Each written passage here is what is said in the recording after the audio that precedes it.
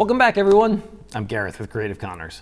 Ever since we launched the Trainee way back in October, you guys have been asking, hey, how can we program this thing with Spikemark? Now look, we love Spikemark and we love the Trainee, but getting these two guys to talk to each other presents a couple of challenges. First, full-blown motion control with Spikemark would require position sensors or encoders that the Trainee motors, they just don't have right now. It's not that they couldn't have encoders, but it would add some cost and complexity to the Trainee. But more importantly, full-blown motion control with Spikemark would require an actual motion controller, a device that plots a course from point A to point B and can produce a speed signal to drive the motor along that trajectory, all while watching those position sensors and continuously adjusting the speed signal to stay on track with the planned move. Now, in our system, this would be a stagehand motion controller. And again, hey, we love stagehand motion controllers, but our cheapest one is about $4,500. And it also requires at least $2,500 worth of showstop or emergency stop components. These two obstacles seem wildly unrealistic for a $200 kit that's meant to just teach you the basics of automation. So what we did instead is we left a forward and reverse external control jack on each track to make it easy to fire the forward and reverse directional controls from just some other device. You don't get full-blown motion control with closed-loop positioning, programmable speed, programmable ACell, but it does give you an easy way to program some on and off sequences and play around with some time-based queuing in Spikemark. Let's take a look. As you can see, we can make a fun little sequence where the motors stop at intermediate points without me having to push the buttons with my fingers. Now, to be clear, this is just driven by timing, not position sensors. So we wouldn't use this technique for any full-size winches or hoists or lifts on stage, but it's still a really fun experiment with the Trainee. And to be honest, we might actually do something like this using just timing for small prop automation or bang-bang devices like pneumatics. So how can you do this? Well, the simplest way is to use a stagehand FX. It speaks the Spikemark protocol directly, and it comes with 4 programmable relay switch outputs that you could hook up to the Trainee control jacks. This is a great path if you already have a stagehand FX, or if you'd like to start building your stage-ready arsenal of automation components. But at $1,500, if you don't have some other use planned for a stagehand FX, it's kind of an expensive accessory for a $200 Trainee. Okay, so what are some cheaper options? Well, you could use either a programmable microcontroller like an Arduino or an Mbed that has an Ethernet connection, or a budget PLC with Modbus TCP. Now, if you've heard me talk on our podcast or at conferences or training seminars, you might know that I'm not generally a big fan of PLCs, and typically I would prefer to use embedded processors directly whenever I can. However, I think in this instance, a PLC might be a great choice. PLCs give you some hardened inputs and outputs standard.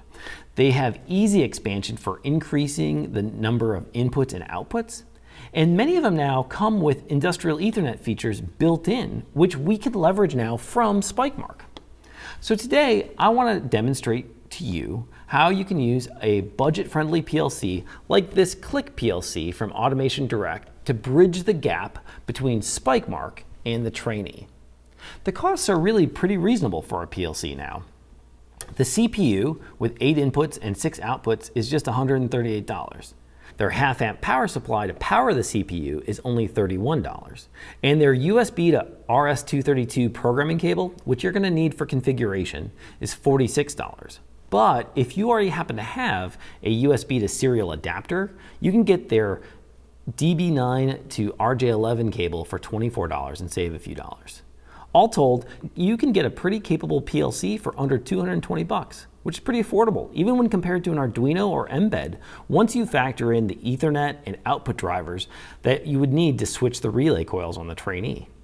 I'm not saying that you couldn't do it cheaper, but this feels like a pretty great balance of cost and convenience. Plus, Plus, you get a chance to mess around with a PLC. All right, let's look at this PLC. I had this Click PLC sitting on the shelf, and I picked it because it has ModbusTCP connectivity, and that's crucial for getting it to talk to Spikemark. Spikemark only communicates over Ethernet using TCP IP or UDP messages. The native Spikemark protocol uses raw IP sockets, but we do include a simple driver for ModbusTCP as well. If you're not familiar with Modbus, it's an old, or maybe we should say mature, field bus protocol that allows two physically separated devices to behave as if they were one combined virtual device. The primary device, in this case it's Spikemark, can control the outputs on a secondary device, here the Click PLC, just by sending a network message. So the Click PLC could have 4 outputs or 400 outputs, and Spikemark could control them over one RJ45 network cable just by sending a simple message. Cool. So with Modbus TCP, we can control the outputs of the PLC, but our next challenge is to get the PLC to open or close the connections on the forward and reverse jacks of the Trainee. Now this particular model of Click PLC has syncing outputs, which require a bit of rewiring to work with our Trainee. In case you're not familiar, PLCs typically have 3 different kinds of digital outputs, and these output types are chosen when you buy the PLC, and then you're just kind of stuck with them. So when you buy them, you got to make sure you get what you want. Syncing outputs are where a transistor makes the connection from the switched load to ground or common. Sourcing outputs are where a transistor makes the connection from the positive power supply to the switched load. A relay contact is where a dry contact will make a connection, and that could be either from common or from the positive side of your power supply to the switched load. Now, honestly, it would have been much easier if the PLC that I had here was set up with relay outputs. But that wasn't what I had lying around. All I had was a syncing output PLC. And then I figured, hey, this is a great opportunity for us to show you how that would work. And it's a little bit more of a fun challenge to work out the logic. Let's go ahead and look at the schematic and see what we need to change to make the external jacks work with a syncing PLC output.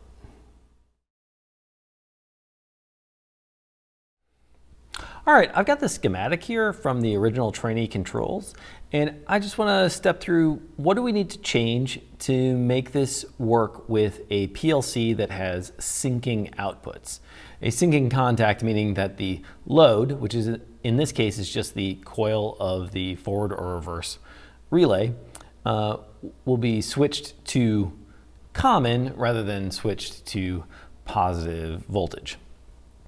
All right, so let's look at our current schematic and just review briefly what the logic is for just the forward direction. We'll use that as an example. So we have plus 12 volts that runs through the forward limit switch. As long as the forward limit switch isn't hit, that is fed into a normally open contact of a push button.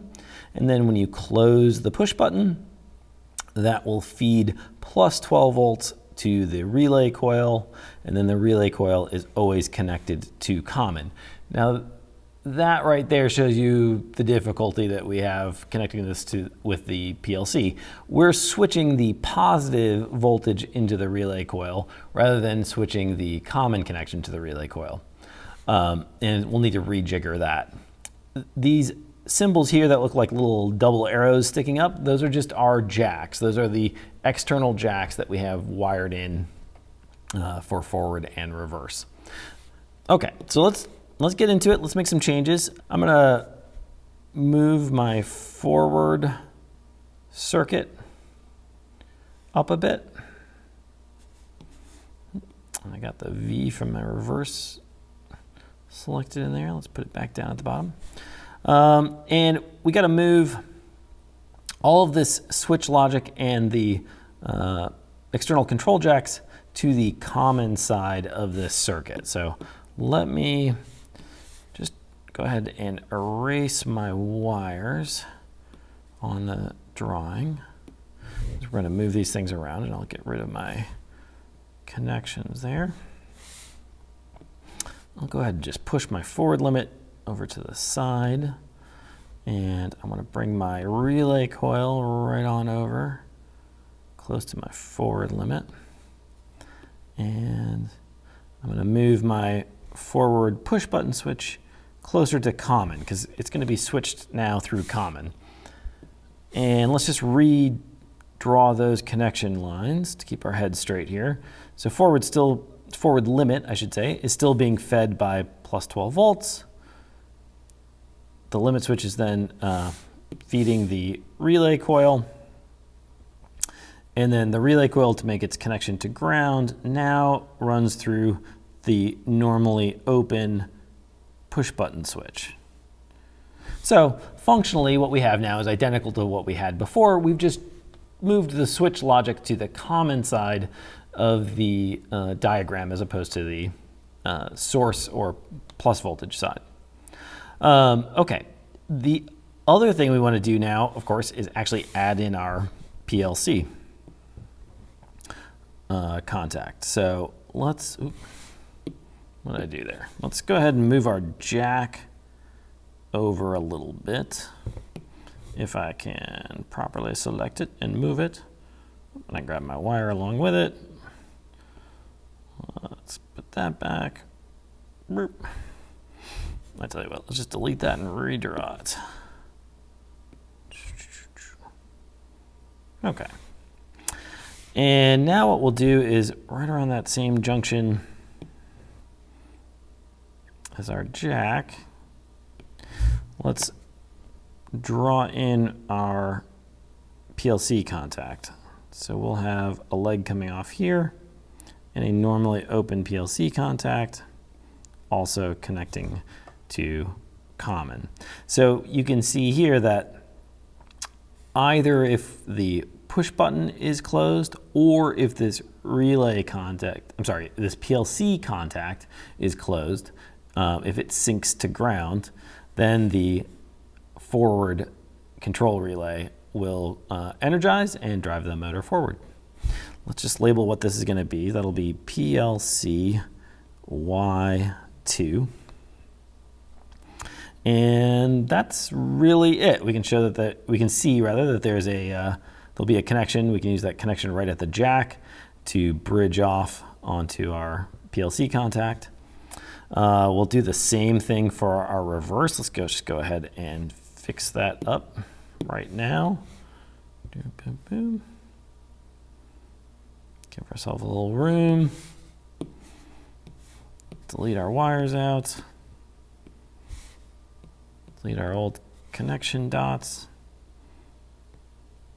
There we go. And we'll move our reverse limit switch on over. Take our reverse relay coil, slide that guy over. Let's go ahead and slide over our reverse push button here and move our banana jack for the reverse side. And I'll go ahead and just draw in my PLC contact. The PLC reverse contact will be Y1. As a funny little convention thing, I always liked to keep my reverse numbers lower than my forward numbers because I always think of reverse as being backwards. So I try to make like Y1 be reverse, Y2 be forward. That is certainly not something everyone needs to do. It just helps me keep my head straight. All right, we'll just draw on our connections here real quick. So reverse limit connects to one side of the relay coil, coming off the other side of the relay coil to get back to ground. We can connect to our push button, or we can also connect through our PLC Y1 coil. And then I'm going to add one more piece of information on this schematic just so I remember. I know that I have to connect terminal C3, that's the output common terminal. I got to tie that also over to ground just so it's sitting at the same potential. And I'll just put that there so I don't forget to do it.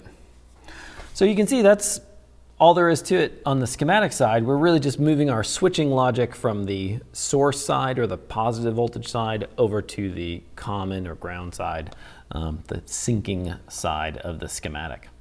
So we've got the schematic work done, and then we just gotta take these changes and make them into wiring. Okay, that's all the changes we need to make from the schematic. To implement those changes requires you to move around a few wires on the Trainee. Now, I've made those modifications here on my Trainee, and it took about 10 to 15 minutes to do it. It's pretty straightforward if you use the schematic as your guide. With the wiring done, the next step is to configure the PLC for Modbus TCP control. We need to first make a serial connection between the PC and the PLC so that we can do some configuration with their free Click PLC software. So I've got a USB to serial adapter here, so we can get down to 1980s technology. And I've got their DB9 to RJ11 adapter cable, which I will plug into the PLC and then make the connection here to my serial adapter. And with that done, we can get into the Click PLC software and do some configuration. Okay, so let's open up the Click PLC software here, and we gotta set a couple of things on the PLC. Okay, the first thing I'm gonna do here is connect to a PLC, and I've chosen my RS-232 cable. I'll hit connect. And I'll skip over reading the project from the PLC just so that we can walk through this completely together. So this will be a new file. Make this full screen here. And a couple of things I need to do. First thing I need to do is go into the PLC and set my IP address. And that's from the function tab and my COM port 1 setup. Now you can select either use a default fixed address or set an address manually. And here I'm going to go ahead and set an address manually and make it compatible with what I know my Spikemark client is going to be set to. So it's 192.168.10. The last segment's kind of up in the air. We can pick whatever we want. 101 I'll go with, just for fun. First three segments are important. 192.168.10, and then in that last segment, anywhere from 1 to 255 is okay. And then for the subnet mask, 255, 255, 255, 0. That'll give me a proper wildcard for connection. And then configuration as a server, that's the configuration we're going to be working with here. I want to set client inactivity timeout. And I'm just going to set this to the maximum. So what's the client inactivity timeout mean? Well, the Click PLC is going to close the network connection if it doesn't hear from the client, in this case Spikemark, if it doesn't get a request in whatever the number of seconds that timeout value is set to. Now, Spikemark does not continuously pull the Modbus connection. It does do that for stagehand controllers, but it doesn't do it over Modbus. So if we set it too short, then it will close the connection kind of in between queues, and we don't want that. So we're just going to jack it up to the highest possible setting here, which is 3,600 seconds or an hour, and then that should be good enough. Okay, so that's the settings for the IP address. Excellent. The next thing that we need to do is we've got to set, or not really set, but we have to find the addresses for the two coils that we're using for forward and reverse. Now here we're using Y1 and 2. But we need to find out what those addresses actually are. Now you might be thinking, addresses? Can't we just pick Y1 and Y2? That would be really nice and convenient and easy, but when we're communicating over Modbus, we have to specifically call out the memory address that holds the bit that we want to flip on the relay. And that's not just Y1 and Y2, there's an internal memory address inside of the PLC. This is where the veneer of a PLC, where it tries to make everything look as though it's just some relay coils and contacts, starts to peel up a little bit. And you start to realize that, yeah, inside that box, it's just a embedded microcontroller anyway. So luckily, the Click software makes it pretty easy to find that address. If we go to the Program tab over on the left-hand side, there's an address picker. And if we double-click on that, that brings up a nice little mapping window where you can see all of the I/O and then their Modbus addresses as well. If we click on Y, Y is for the outputs. So we'll start with Y1. Now you might be thinking, okay, we got it, but there's still no address. Down here at the bottom, there's a checkbox that says Display Modbus Address. If we click that, suddenly we can see the Modbus addresses here. So Y1 is address 8193, and Y2 is conveniently 8194. Now, I cannot remember things like that to save my life. So I'm going to go ahead and make myself a little note here so that I can remember what this is. So Y1 is 8193 and Y2 is 8194. Great. Now we need these addresses so that we can program them into Spikemark to make the little motor run. Okay. We're now done with everything that we need to do inside of the PLC software, except we want to write this parameter set down to the PLC because we changed the IP address and we changed the client timeout. So we want to write project into the PLC. Oh, and it gives us an error because we forgot to put in an end command. You need at least one command in your PLC program. We're not really using the PLC for its programmability here. We're just using it as a secondary device to Spikemark. Spikemark will be doing all the programming, and it's just using the outputs of the PLC over Modbus. But the PLC doesn't want to have an empty program. So we add an end command, and now we can just write this project into the PLC. So we click Write Project. It wants us to save. We'll just call this Modbus Server. Nope. Now it's asking if we want to use the setup from our Click project or use the default. We specifically set a manual IP address to a very specific address. So we're going to go ahead and tell it to use the one that we configured. Write the project into the PLC. Yep. Please do it. Do you want to change to stop mode? Sure. And then when it's done writing to the PLC, it'll ask us if it wants to change it back to run mode. So it kind of stops the PLC, dumps the new data in, then you can turn it back on to run mode. Time to get a coffee while we wait for the PLC. And we're going to switch back into run mode. Okay. We'll go ahead and hide our whoop. So now I'll launch Spikemark. And what I'm going to do is go ahead and delete the default push stick that it comes up with, because we're not using a motor controller this time. And instead, I'm going to add a Modbus effect. And this Modbus effect is our PLC.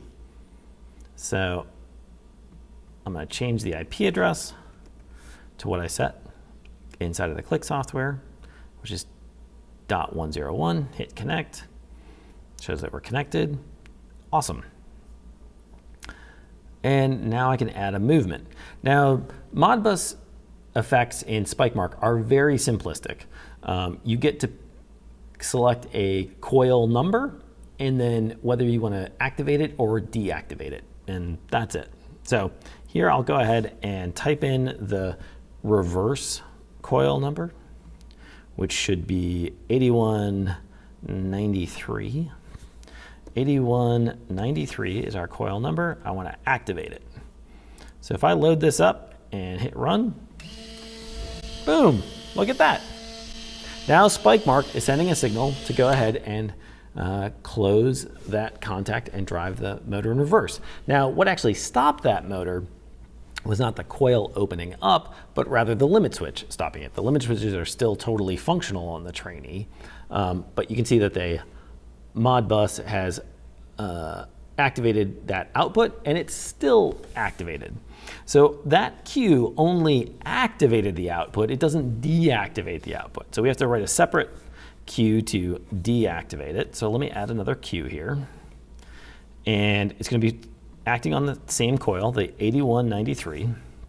And I'm going to clear that coil. So let's load up that queue and run it.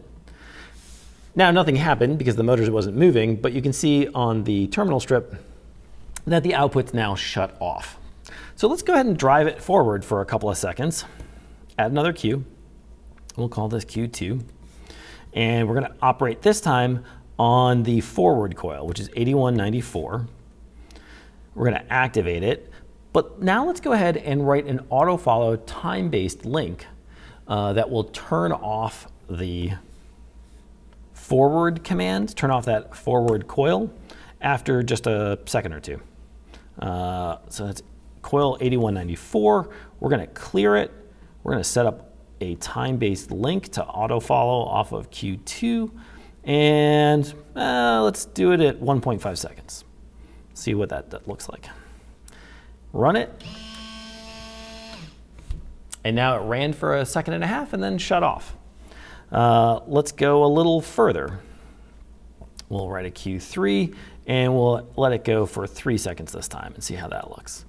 So we're going to operate on that same coil again, 8194. We're going to activate it. We're going to do an auto follow on 3.1 to turn that coil off. So clear it, 8194. We're going to link it on time base and do that, what did I say, 3 seconds? I'm not sure if that's what I said or not, but we're going to do it at 3 seconds. Let's try it. And now it runs and stops just short of the limit switch. Now let's just write a queue to bring it all the way back home. I don't really know how long it takes for the motor to traverse all the way across. It's probably around 4.5 seconds since we drove 4.5 seconds out. I'm just going to go ahead and make it a 5-second link between when we turn the reverse signal on until we turn the reverse signal off, and we'll allow the limit switch just to catch it on the end. And the link will really just kind of clean up the queuing. So 8193, we're going to activate it. We'll do an auto follow on Q4.1, driving coil 8193 to deactivate. We'll do a time link of 5 seconds. And now this should take us all the way back stage left. Let's see if that works. Boom. And the Modbus command was sent to turn the coil off. Fancy, right? So you can keep layering on these time delays to build up some interesting motion sequences. And you could even add a second axis into the mix using 2 more outputs from the PLC. Really, with this technique, you can get as creative as you want. Now, I hope that this brief introduction gave you some insight about how you can program your Trainee when you're ready to move on from simple push-button controls. If you'd like to learn more, check out some of the other videos in this series. Oh, hey, also, go ahead and grab a copy of the Scenic Automation Handbook.